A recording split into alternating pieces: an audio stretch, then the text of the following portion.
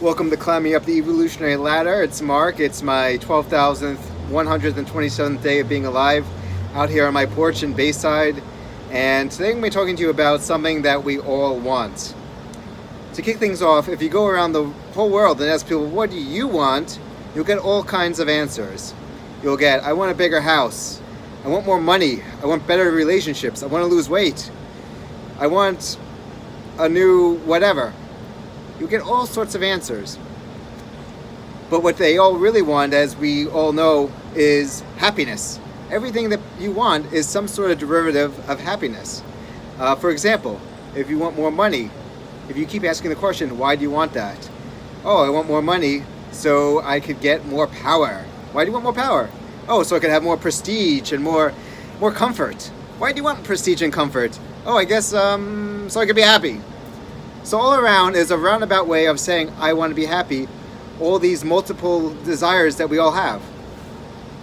But there's the key question there is, how do we become happy? And as all you guys know, I'm a big student of personal development. I've learned a lot from different teachers, and I want to share with you a few concepts that I learned and some nuances I thought about that I could really fine-tune your pathway to happiness. So to kick things off, Tony Robbins says that the secret to happiness and wealth is gratitude. This makes sense to me because when you're happy, when you're grateful, you're rich. I mean, when you are thinking about all the good things in your life, of course you're going to be happy. Of course you're going to be in a good mood and contented with your life. As opposed to thinking about the negative things, because you always have a million negative things to think about, a million positive. Why not choose one of the many positive things that are working for you? The fact that you have a heart that beats without anyone asking it to, or you have a family, or you have clothes on your back. There's so many good things that you could think about and be grateful for at all times. Another teacher, Earl Nightingale, says the secret to happiness is freedom, and the secret to freedom is courage.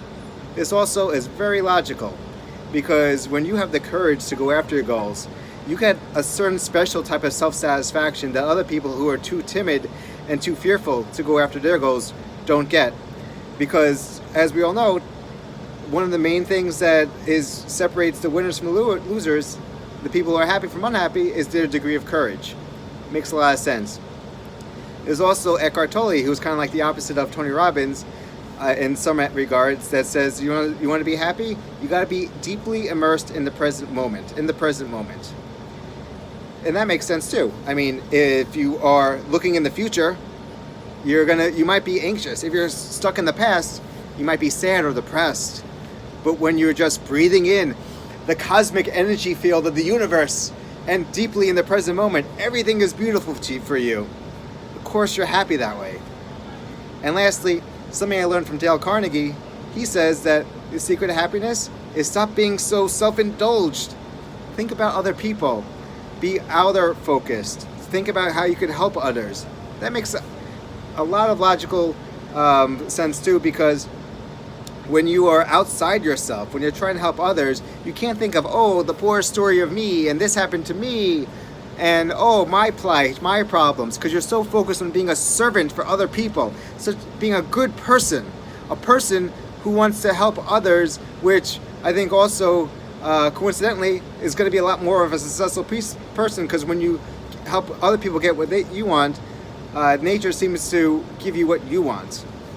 And so those four great lessons I've learned from these guys, and of course I'm sure these modern day teachers definitely did not start this. I'm sure it comes from the Bible and lots of ancient philosophy, but this is contemporary things that I've learned. However, I really think that you have to take these things with caveats, because if you take them in an extreme, they're all not good. Can you be too grateful? I think so. You could be so grateful that you totally forget about real issues that you have in your life, and you could actually forget about. Let me rewind a little bit. The four things that we talked about. What do they have in common? It's all being proactive, if you think about it. Now back to what I was saying. But doing it in extremes, when you become too grateful, you basically are a real calamity could happen, because you might forget some important details in your life when you could be focused on it to prevent it, instead of being in la la land, jumping around, feeling all warm and fuzzy the entire your entire life.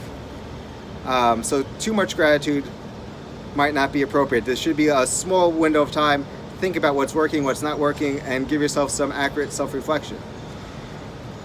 What happens if you are too courageous? You might take a lot of high-risk, low-reward gambles and wind up losing your shirt, losing your friends, losing your relationships. That could also be very problematic. What about being too present? You might just be too focused on just feeling present, and meanwhile you get your furniture taken away, and you can't find out why you can't have enough money to buy things, because you're so focused on just getting one with a flower or whatever, just being so focused on how you feel all the time rather than actually doing. And how about being too outer focused? That could also be bad, because that you might let a lot of people take advantage of you if you're just too much doing it in the extreme, and you could lose all your energy and your effectiveness in really giving to the world because you're too much of a martyr. So what do all these things have in common? Well, I think is, if you're extreme in any of these areas, or almost in anything in life, you don't really love yourself, because if you love yourself, you don't neglect important areas of your life.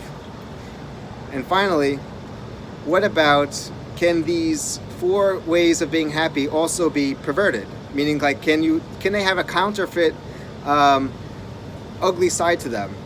Absolutely. For example, can you be grateful for the wrong things? Yes, I have before. I know I've written in my gratitude journal things like, so grateful, got like 100 likes on Facebook. Is stroking my own vanity really that important? Is it really moving the needle in my life, just the fact because I got 100 people to like some post? No, I think it's a cool thing, but to tie my self-worth through it and then to get compulsive to want to do it again, very unhealthy. And it's causing a society to be very shallow, but that's a bit of a side tangent. But so yes, you could be grateful for the wrong things that don't really make the world a better place and don't serve the greater good. Can you be courageous for the wrong things? Of course, you could be courageous for the wrong things. You could be a courageous person who does something brave to take advantage of someone else or commit a crime. It happens. Can you be outer focused in the wrong way?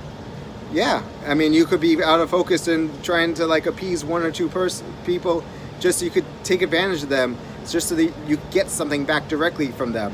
That's also being selfless in the wrong way, with these ulterior motives that aren't so pious.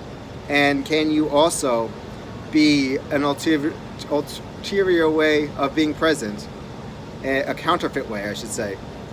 And yeah, I mean, you could be this guy or girl who wants to be present just to get away from their family and to get away from their everyday responsibilities. And yeah, so those are very unproductive, counterfeit ways of being happy. And why is that? Well, I think it's because those ways, you're not serving the greater good, and you are not serving others truly in those ways. So, as you can see, happiness is very complex. There's a lot of moving parts to it, and if you truly want to be happy, putting the 3 main categories I put together, I've come up with a solution for it. And that is to be proactive, because being courageous, outer focused, being present, and being grateful is proactive. A lot of times you don't feel like doing it. These are good things you need to be proactive for. So being proactive, loving, because when you love yourself, you love other people, you love God, or the universe, whatever you want to call it, you don't do bad things to take advantage of others. So you're being proactive and loving and balanced. So I really think the secret to life, and like I said before, because when you just do one thing too much, you're not balanced, and you could be hurting other people, you could be hurting yourself. So secrets to happiness and well-being, I really believe, is being proactive, living with love, loving yourself, loving others, loving the universe, loving God, and being balanced. Thanks for listening.